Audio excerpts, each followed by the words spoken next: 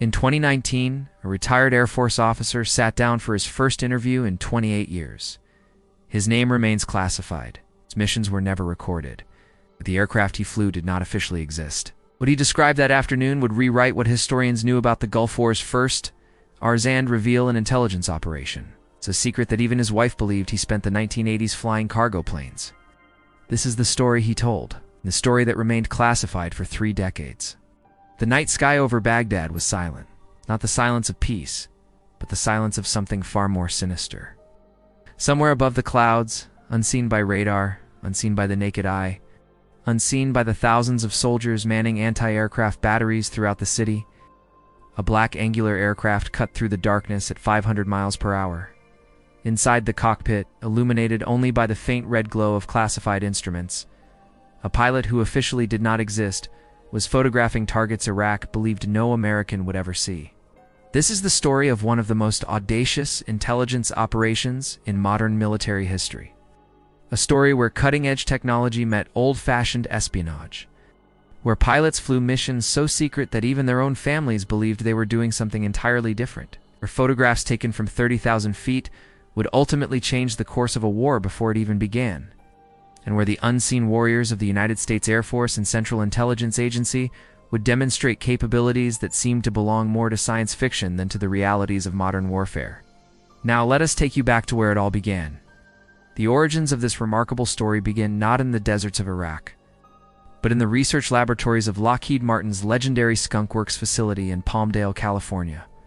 The year was 1974, and a mathematician named Dennis Overholser had just made a discovery that would revolutionize aerial warfare forever. It was a discovery that would lead directly to those silent nights over Baghdad, though Overholser had no way of knowing it at the time. Overholser had been studying a paper written by a Soviet physicist named Pyotr Ufimtsev.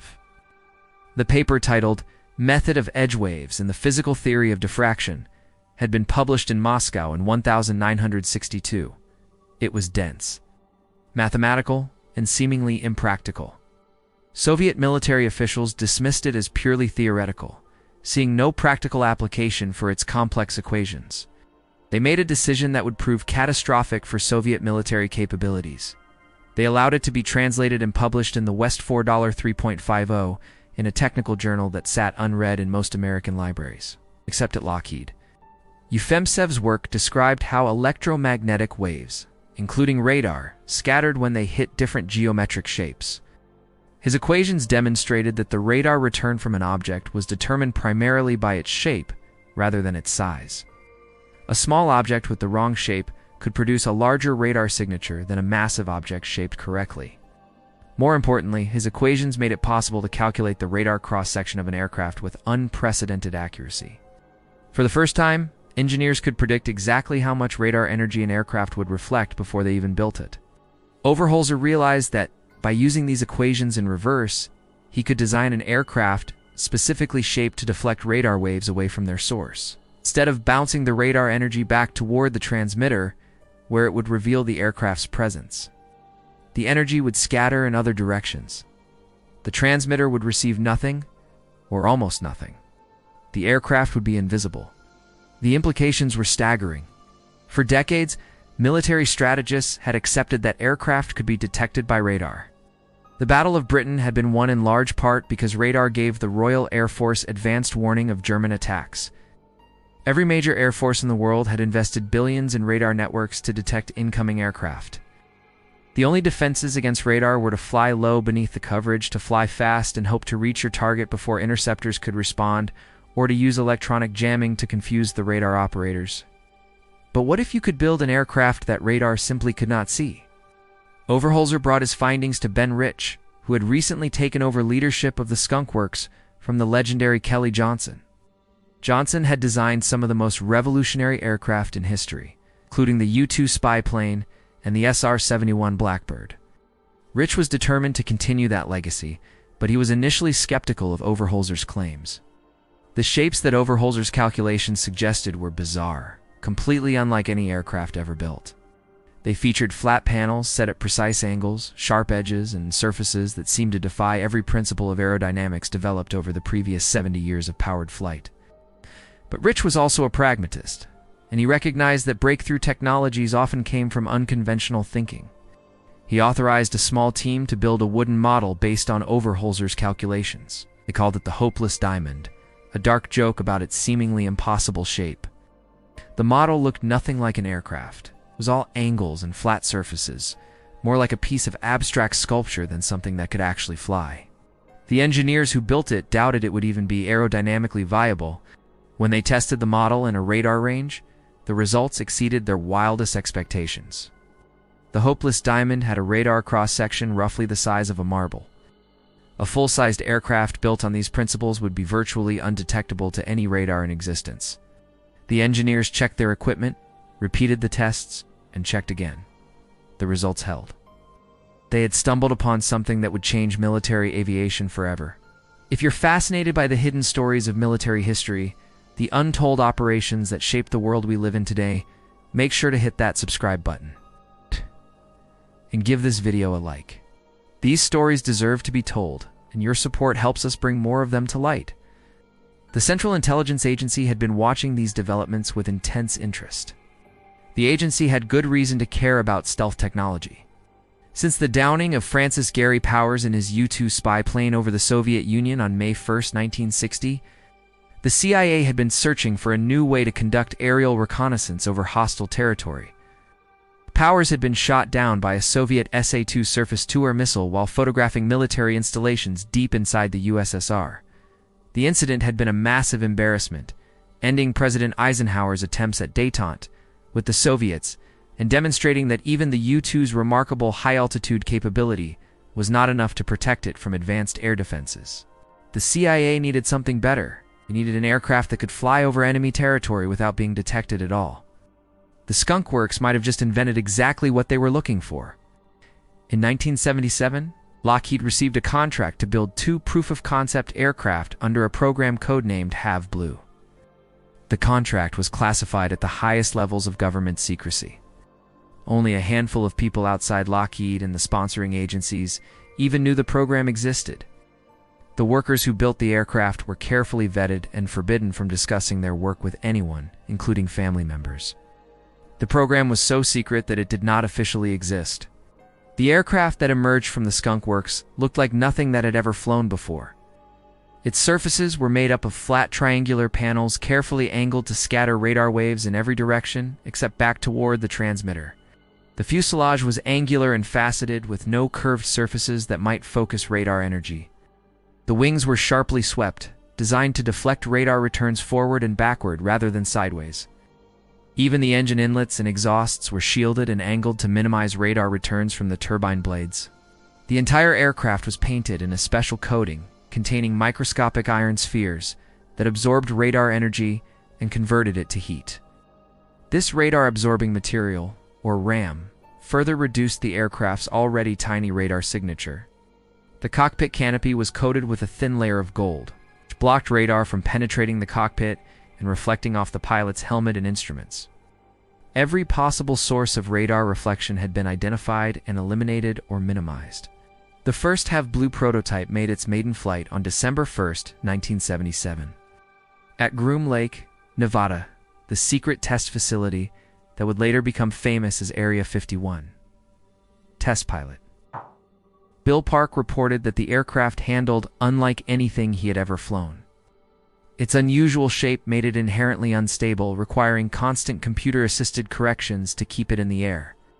The flight control computers made adjustments dozens of times per second, corrections that no human pilot could possibly perform manually.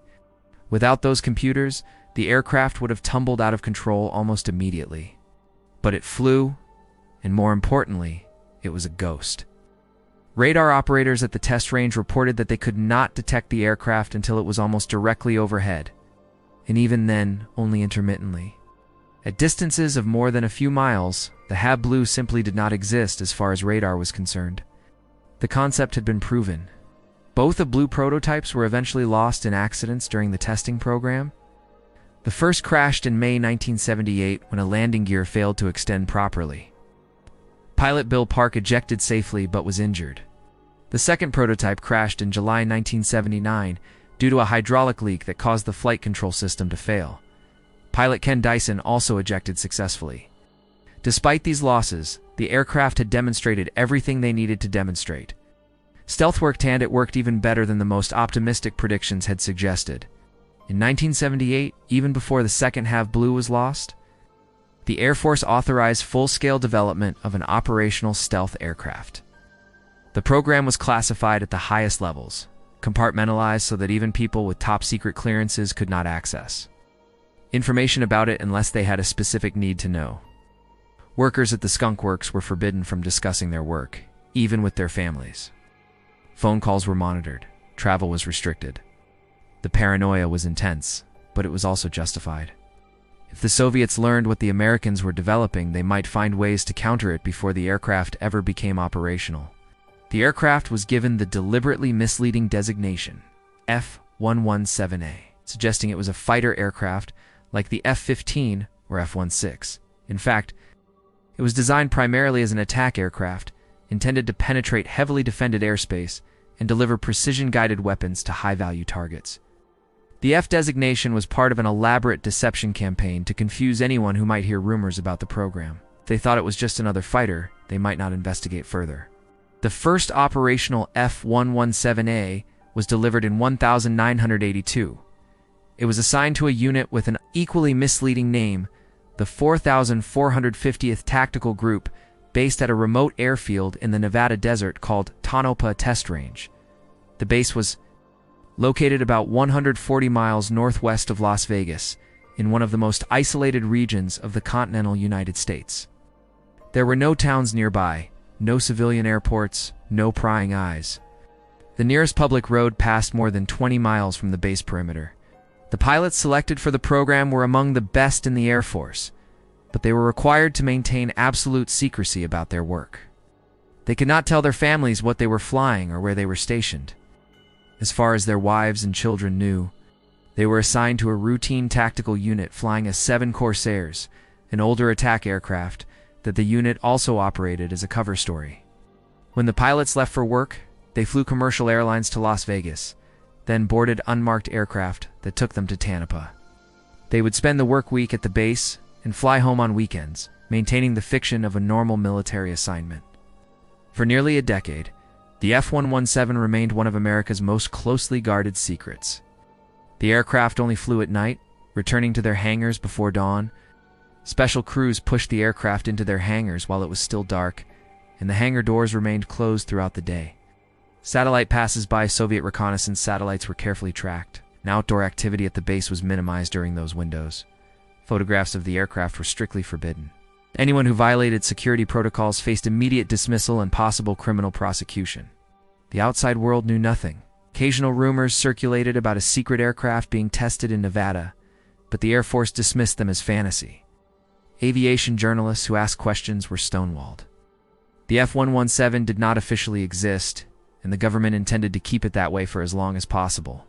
But the CIA had plans for the F-117 that went beyond even its original mission. The agency recognized that the same characteristics that made the aircraft undetectable to radar also made it the perfect platform for reconnaissance.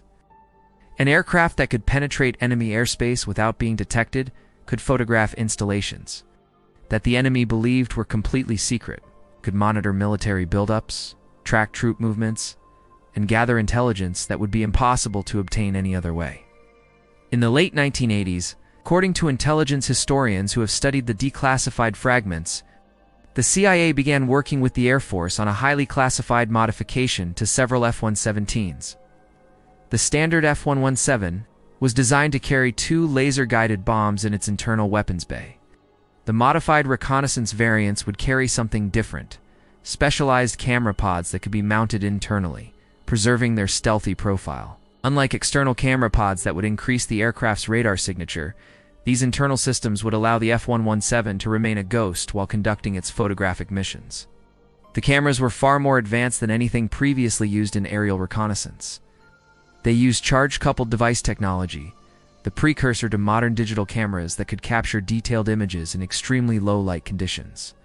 They could photograph ground targets from altitudes of 30,000 feet or higher, with resolution good enough to identify individual vehicles and even personnel. The cameras were stabilized against the aircraft's vibration and movement, ensuring sharp images even during maneuvering. Some of the modified aircraft also carried infrared sensors that could detect heat signatures, useful for identifying operational equipment and occupied buildings. The first operational reconnaissance mission using these modified F-117s took place not over the Soviet Union, as many might expect, but over Libya. In 1986, following a series of terrorist attacks linked to the Libyan government of Muammar Gaddafi, including the bombing of a Berlin nightclub that killed American service members, the Reagan administration was considering military action. But before any strikes could be planned, intelligence officials needed detailed photographs of Libyan air defenses and military installations. Satellite imagery provided some information, but satellites passed over unpredictable schedules, and the Libyans had learned to hide sensitive activities when American satellites were overhead. On a moonless night in early 1986, an F-117 took off from a forward base in Europe. The pilot, whose name remains classified to this day, flew his aircraft directly over Tripoli, the Libyan capital, at an altitude of more than 30,000 feet. Below him, Libyan radar operators stared at their screens, completely unaware that an American aircraft was passing directly overhead. The pilot photographed anti-aircraft batteries, radar installations, command centers, and military barracks. He captured images of the routes that attack aircraft would need to fly and the defenses they would need to avoid or destroy. Libyan radar operators never detected him. The sophisticated Soviet-built radar systems SA-2 and SA-5 batteries that Libya had purchased at great expense detected nothing but empty sky. The pilot returned to his base with hundreds of photographs that intelligence analysts immediately began studying. Within weeks, American military planners had a complete picture of Libyan air defenses, their capabilities, their weaknesses, and the best ways to attack them. The photographs proved invaluable in planning Operation El Dorado Canyon. The American airstrikes against Libya on April 15, 1986. Aircraft from the U.S. Air Force and Navy struck targets in Tripoli and Benghazi, including the Bab el-Ozija compound where Gaddafi himself was believed to be staying. The strikes were largely successful, with most targets destroyed and minimal American losses. One F-111 bomber was shot down by Libyan air defenses, but the defensive systems had been severely degraded by the precision of the American intelligence and planning. But it was in the Persian Gulf that the F-117's reconnaissance capabilities would be truly tested. On August 2, 1990, Iraqi forces under the command of Saddam Hussein invaded the small, oil-rich nation of Kuwait. Within hours, Iraqi T-72 tanks were rolling through Kuwait City, overwhelming the small Kuwaiti military. August 4th, the conquest was complete. Kuwait had ceased to exist as an independent nation, and Iraqi forces were massing along the border with Saudi Arabia. American military planners faced an enormous challenge. If Iraq attacked Saudi Arabia, which seemed entirely possible given Saddam's apparent appetite for territorial expansion, the consequences would be catastrophic.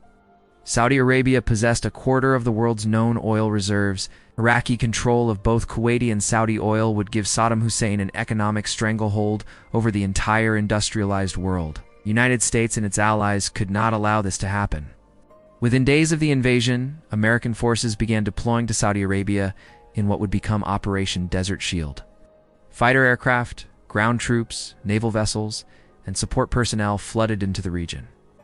But any military action to liberate Kuwait would require something more than firepower. It would require intelligence, detailed and accurate intelligence about Iraqi military capabilities, positions, and plans. Iraqi air defenses were among the most sophisticated in the world.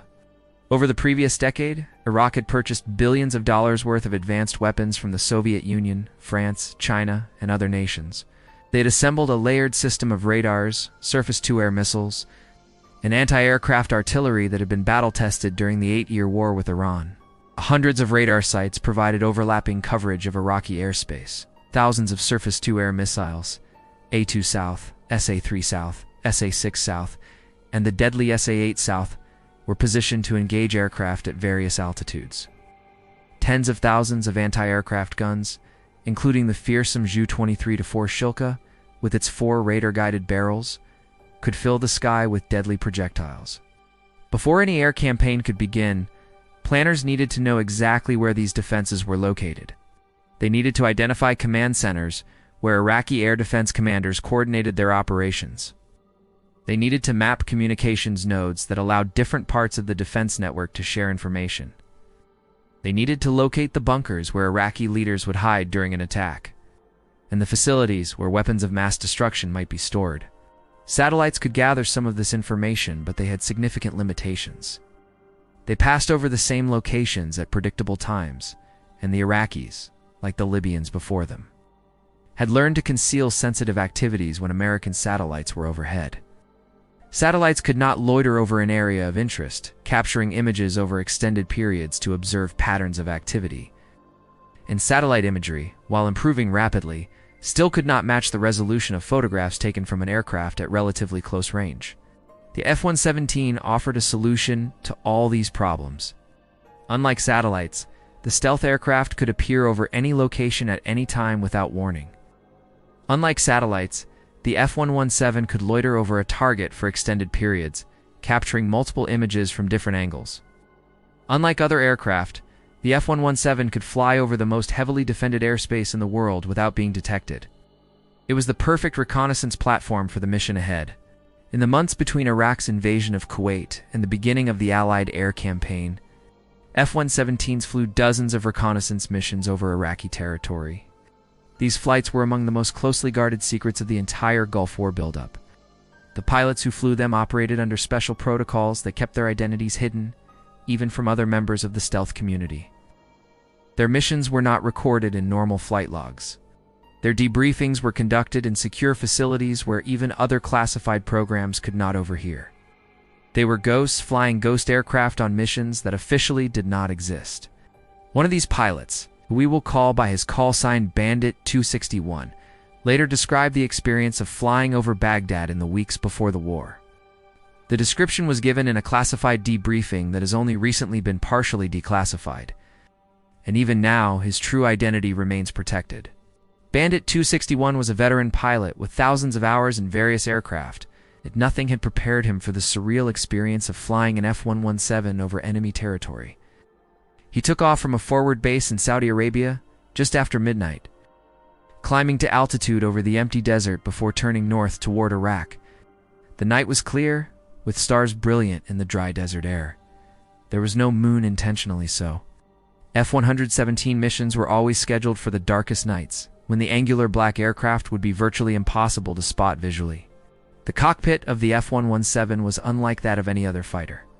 There was no radar emissions would have betrayed the aircraft's position. Instead, the pilot relied on infrared sensors and a sophisticated navigation system that used satellites to determine his exact position to within a few feet. The cockpit displays were designed to minimize light emissions that might be visible from the ground, casting an eerie red glow over the instruments. The pilot wore night vision goggles that amplified available starlight, turning the black landscape below into a ghostly green panorama. As Bandit 261 crossed the Iraqi border, he watched his sensors for any sign that he had been detected. The aircraft's warning systems would alert him if Iraqi radar managed to lock onto his aircraft, though such an event was considered extremely unlikely. Then it happened, a flicker on his threat receiver, a spike that lasted half a second before going silent. Somewhere below, a Soviet-built P-18 spoon rest radar had swept across his aircraft. An operator was probably staring at his screen right now, wondering if he'd seen something. Bandit 261's hand tightened on the stick. He held his heading, resisting the urge to turn away. The spike did not return. The moment passed. The system had worked. Below him, the lights of Iraqi towns and villages passed in the darkness, their inhabitants sleeping peacefully, unaware that an American aircraft was flying directly overhead. The border region was heavily patrolled, with Iraqi military units positioned to detect and intercept any ground incursion. Bandit 261 could see their positions on his infrared display, the heat signatures of BMP personnel carriers and clustered troops standing out clearly against the cooler desert background. He noted their positions automatically, information that might prove useful for the ground campaign that everyone knew was coming. As he flew deeper into Iraq, the terrain became more developed. He passed over the city of Basra, Iraq's second-largest city and a major military hub. Anti-aircraft batteries were positioned throughout the city, their crews presumably alert and watching for enemy aircraft. Their radar swept the sky, continuously searching for targets. They found nothing. Bandit 261 passed directly over the city center at 32,000 feet, unseen and undetected. Baghdad itself was a sea of light, the sprawling capital city glowing amber in the desert night. Nearly 5 million people lived there, the political, economic, and cultural heart of Iraq. Bandit 261 could see the Tigris River winding through the city center, its waters reflecting the lights of bridges and waterfront buildings. He could see the Republican Guard barracks where Saddam Hussein's most loyal troops were stationed.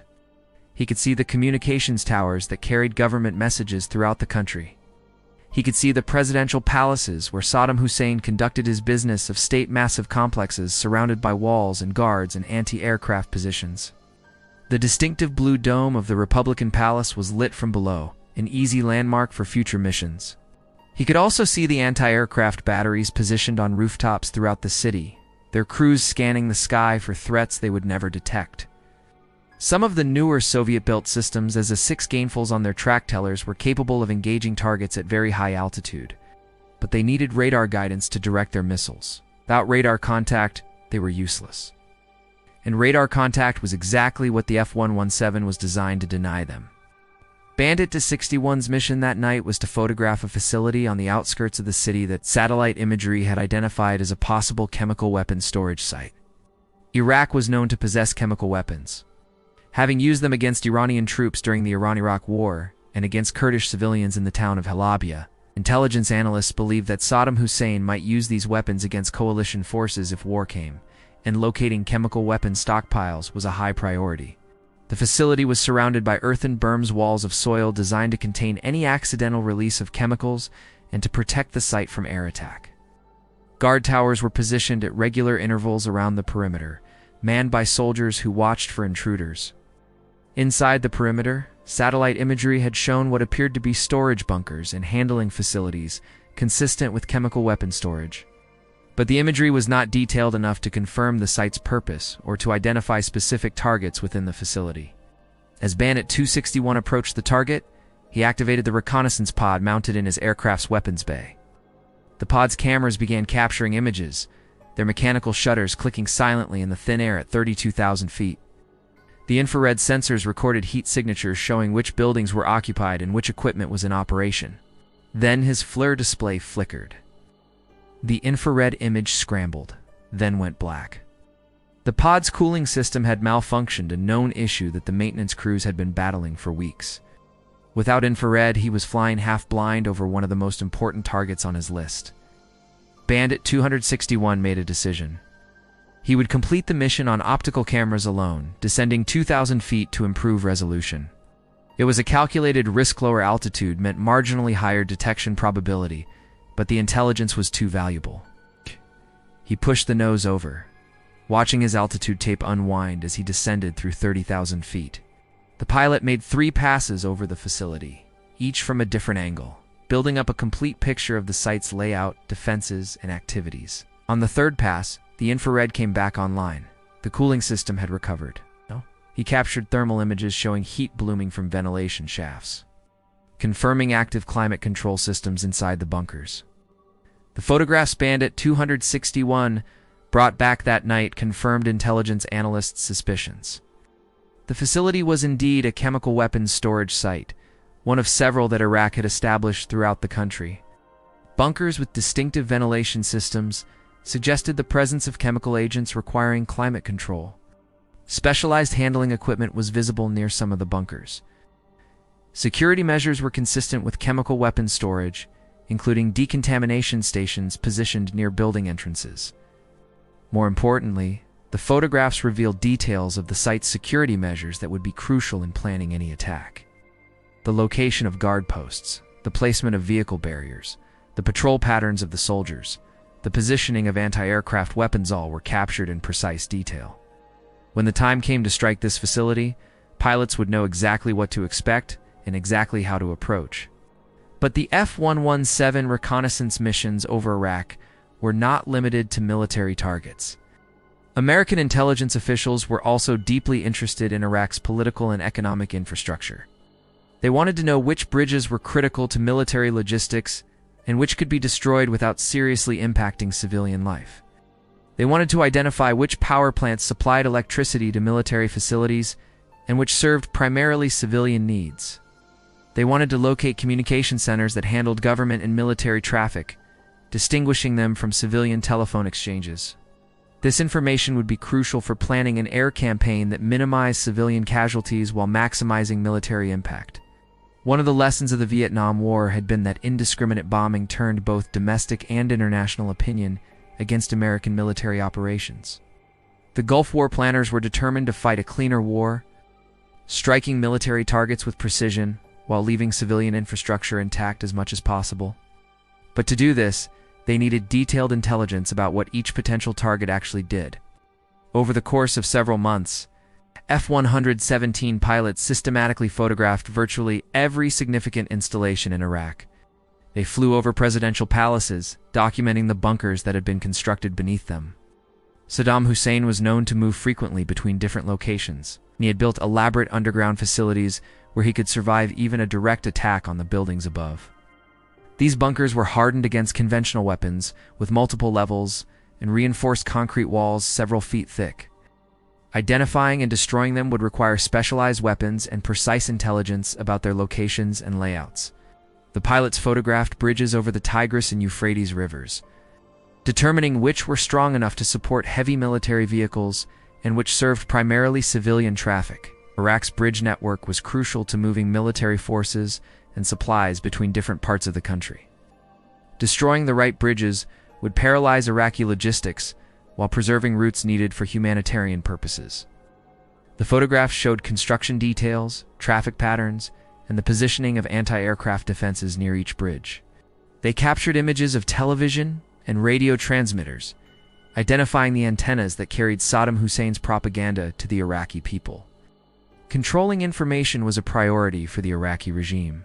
Disrupting government broadcasting would undermine Saddam's ability to communicate with his population and coordinate resistance. But it was important to distinguish between government broadcasting facilities and civilian stations that might continue to serve the population after the war.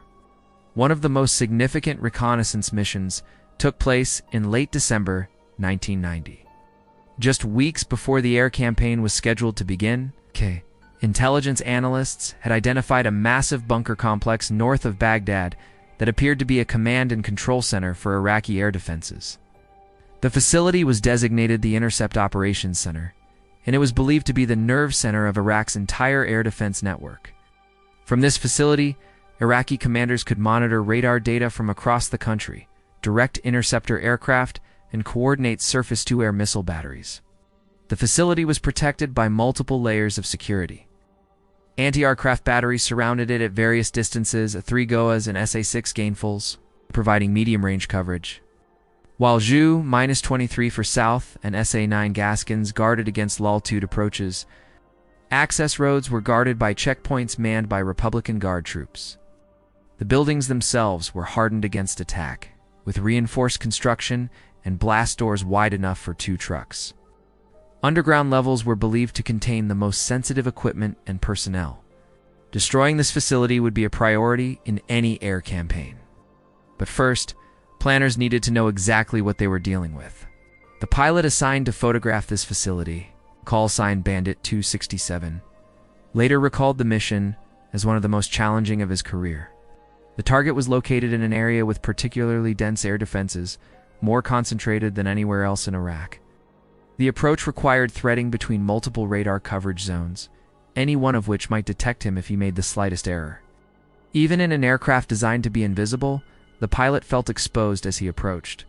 Bandit 267 crossed into Iraqi airspace just after 2 o'clock in the morning, flying at 32,000 feet.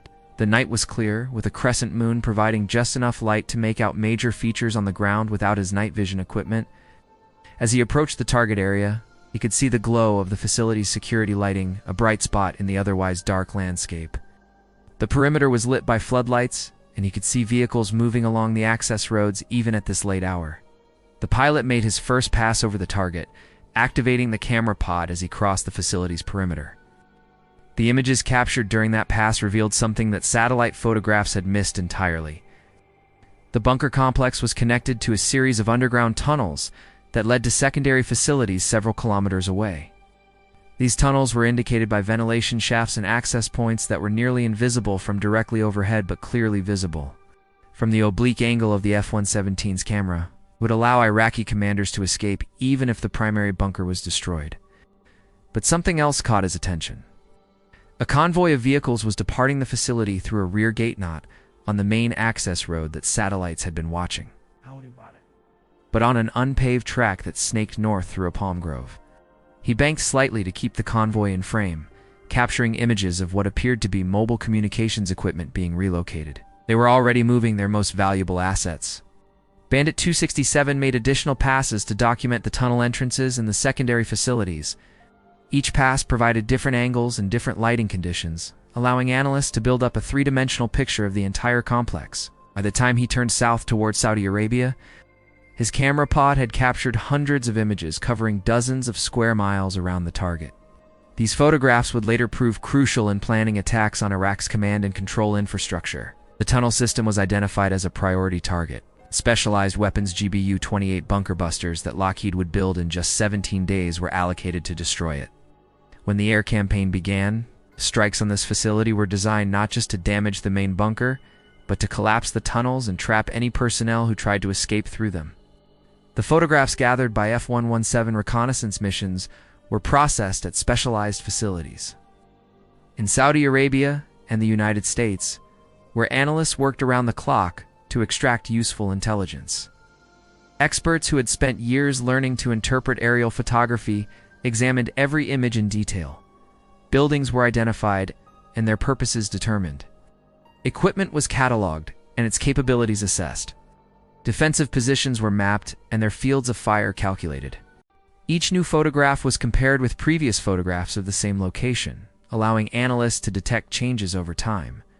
A new building suggested construction activity.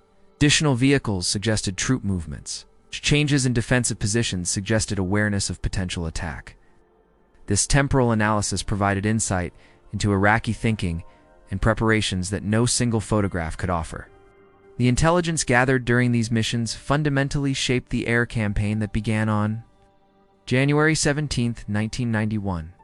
American and coalition planners knew exactly where to strike to blind Iraqi air defenses, disrupt military communications, and paralyze the government's ability to command its forces. They knew which targets were most important, which were most vulnerable, and which could be safely ignored.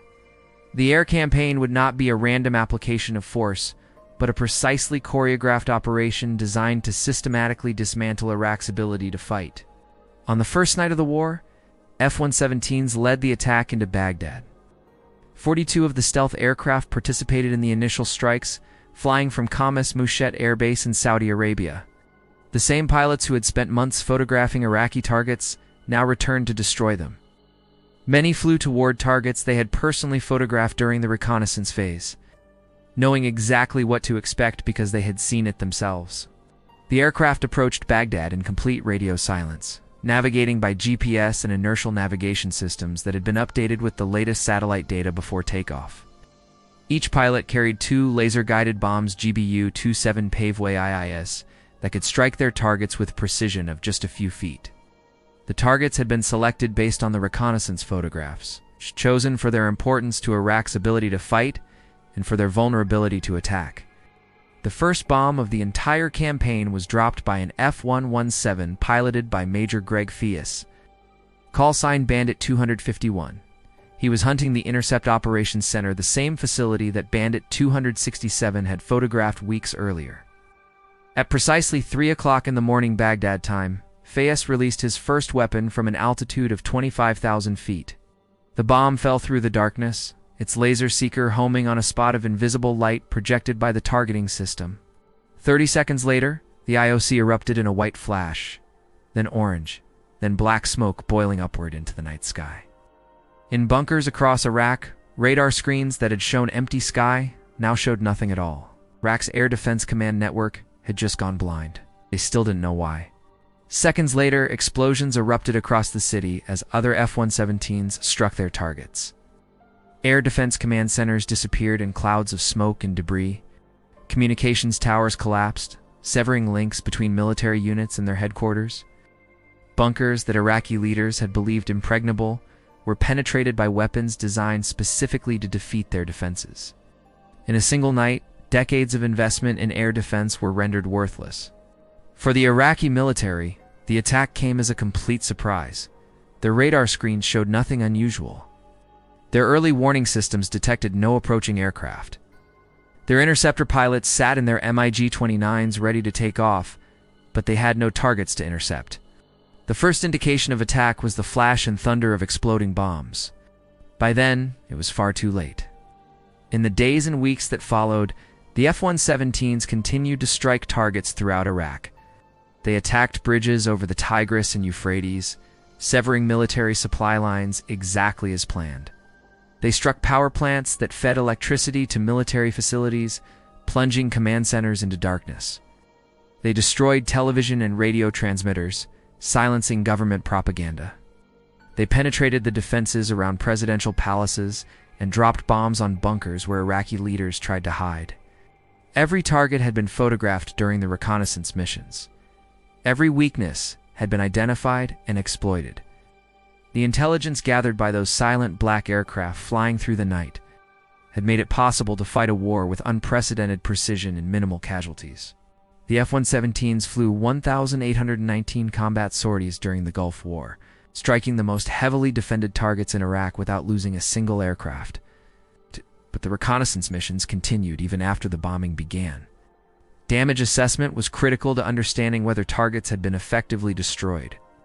Pilots flew over bombed facilities to photograph the results, allowing analysts to determine whether follow-up strikes were needed. Some targets that had appeared destroyed from initial reports turned out to be only damaged, requiring additional attacks. Others had been more thoroughly destroyed than expected, allowing resources to be redirected elsewhere. One of the most dramatic reconnaissance missions of the war took place on the third night of the air campaign. Intelligence analysts had identified what they believed was a biological weapons production facility west of Baghdad. The facility had been photographed multiple times during the pre-war reconnaissance, but analysts were uncertain about its exact purpose. It had characteristics consistent with biological weapons production, including specialized ventilation and waste handling systems, but it could also have been a legitimate pharmaceutical plant. The facility had been struck on the first night of the war, but initial damage assessment was inconclusive. The pilot assigned to photograph the post-strike damage, call sign Bandit 273, found that the facility had been heavily bombed, but some structures remained intact. Its photographs revealed something that confirmed the facility's true purpose. Workers in full protective suits and respirators were moving through the damaged buildings, apparently trying to recover materials before they could be exposed to the environment. This level of protective equipment was consistent with biological weapons handling, not with normal pharmaceutical work. The evidence prompted additional strikes that completely destroyed the facility and incinerated whatever biological agents it might have contained, without the reconnaissance photographs. Some of the most dangerous materials in Iraq's arsenal might have survived the initial attacks. The Gulf War lasted just 43 days, but its effects on military doctrine were profound. The success of the F-117 demonstrated that stealth technology had fundamentally changed the nature of aerial warfare. An aircraft that could not be detected could not be defeated by traditional air defenses. The enormous investments that nations had made in radar systems and surface-to-air missiles were suddenly rendered obsolete by technology that made aircraft invisible to those systems. But the war also demonstrated something equally important: the value of the reconnaissance missions that had preceded combat operations. The detailed intelligence gathered by F-117 pilots in the months before the war had made it possible to plan an air campaign of unprecedented precision. Targets were struck in sequence, each attack building on the effects of previous strikes to systematically dismantle Iraq's ability to fight. This was not the indiscriminate bombing of previous wars. This was surgical warfare where individual buildings could be destroyed while leaving neighboring structures untouched, where bridges could be dropped into rivers while power lines running alongside them remained intact, where military capabilities could be annihilated while civilian infrastructure was preserved for the post-war period. And all of this was possible because of intelligence gathered by aircraft photographing targets that their enemies believed were secret. After the war, the role of the F-117 in reconnaissance remained classified for many years. The Air Force acknowledged that the aircraft had been used in combat, releasing photographs and video of successful strikes that demonstrated the precision of stealth technology. But the reconnaissance capabilities of the modified aircraft were not publicly disclosed until well into the following decade. Even today, many details of those operations remain classified. The pilots who flew these missions returned to their lives of secrecy. They could not discuss their experiences even with fellow pilots who had flown combat missions in conventional aircraft. Their contributions to the war's success remained known only to a small circle of intelligence, professionals, and military commanders. Some received classified awards and decorations that could not be worn in public or mentioned in official biographies. They had served their country in ways that most Americans would never know. In the years following the Gulf War, the F-117 continued to serve in various operations around the world. The aircraft flew missions over the former Yugoslavia during the conflicts of the 1990s, photographing Serbian military installations and documenting atrocities committed during ethnic cleansing campaigns. This intelligence was used both for military planning and for building legal cases against war criminals. And the aircraft continued to gather intelligence over Iraq throughout the 1990s. Despite his defeat in the Gulf War, Saddam Hussein remained in power. Intelligence indicated that he was working to rebuild his military capabilities and weapons of mass destruction programs. The F-117s photographed suspected weapon sites, monitored military exercises, and tracked the regime's efforts to hide prohibited activities from United Nations inspectors. One of the most significant post-Gulf War operations took place in 1998 during Operation Desert Fox. Intelligence indicated that Iraq was rebuilding its weapons of mass destruction programs in defiance of UN resolutions. And the Clinton administration authorized a 4-day bombing campaign targeting suspected WMD facilities and military targets. Reconnaissance missions during this operation revealed that Iraq had reconstructed several facilities that had been destroyed. During the Gulf War, including factories believed to be producing chemical weapons precursors and biological growth media, construction activity was visible at sites that had been specifically prohibited by UN resolutions, but the missions also revealed the limitations of aerial reconnaissance. While photographs could show buildings and equipment, they could not definitively prove what was happening inside those buildings. Intelligence analysts could make educated guesses based on the layout of facilities, the type of equipment visible, and similarities to known weapons production sites elsewhere, but certainty remained elusive. The photographs showed suspicious activity, but they could not prove that prohibited weapons were actually being produced.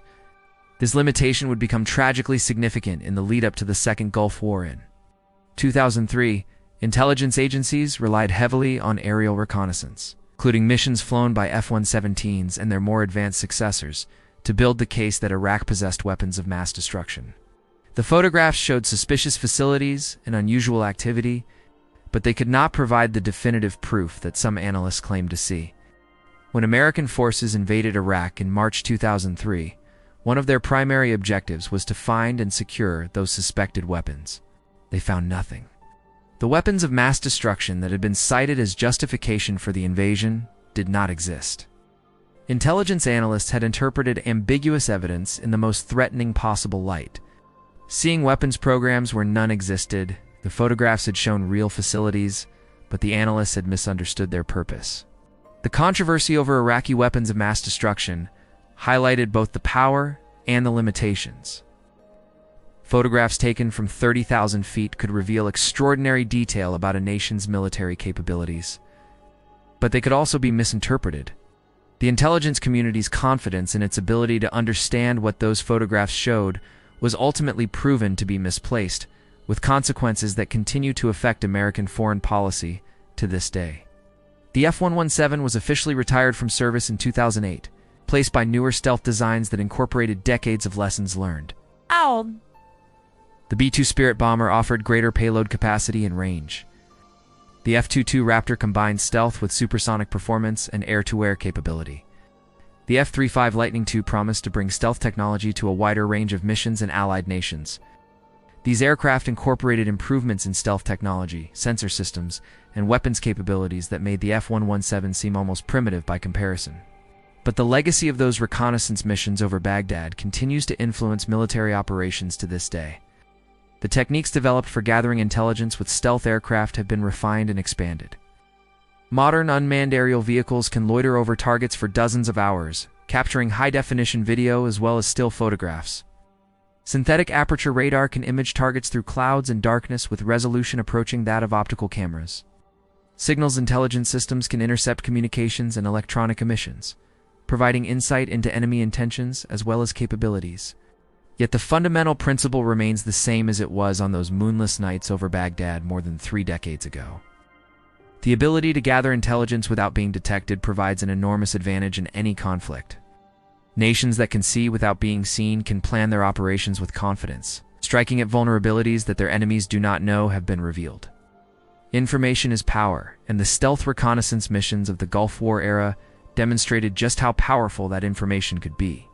The story of the F-117 reconnaissance missions also illustrates the human element that underlies all military technology. The aircraft was merely a platform, a collection of composite materials and electronic systems that could not think for itself. It was the pilots who flew through hostile airspace alone in their cockpits, trusting their lives to a machine that defied every principle of conventional aviation. It was the engineers who designed the aircraft, solving problems that had never been solved before and creating something that seemed to violate the laws of physics. It was the analysts who studied the photographs, piecing together fragments of information into coherent intelligence assessments. And it was the planners who used that intelligence to design operations that saved countless lives while achieving military objectives. These men and women worked in secrecy, their contributions unacknowledged by the public they served. Many have never spoken publicly about their work, bound by security classifications that remain in effect decades later. Some details of the reconnaissance operations are only now being declassified, allowing historians to begin piecing together the full story. Other details may remain secret forever, known only to those who participated and those who had a need to know. The pilots who flew those missions are older now. Many have retired from military service. Some have passed away, their contributions marked only by classified files and government archives. Others live quietly, keeping the secrets they swore to protect, even as the events they participated in fade into history. But they carry with them memories of nights when they flew alone over enemy territory, gathering intelligence that would save countless lives. They remember the tension of crossing into hostile airspace, never quite believing that the technology would work as advertised. They remember the eerie silence of the cockpit as they approached their targets, alone in the darkness, above a sleeping enemy. And they remember the relief of turning south toward home, their cameras full of images that would help win a war. When the bombs began to fall on January 17, 1991, they fell with precision that seemed almost supernatural to observers. Television cameras showed weapons flying through air ventilation shafts and striking exactly where they were aimed. Iraqi commanders who had expected a chaotic aerial bombardment found themselves facing systematic destruction of their capabilities. One by one, their defenses were neutralized, their communications severed, their command facilities destroyed. But there was nothing supernatural about it. It was the product of years of technological development, months of intelligence gathering, and the courage of pilots who flew where no aircraft had flown before. The reconnaissance missions made the precision possible. The photographs revealed the targets. The analysis identified the vulnerabilities.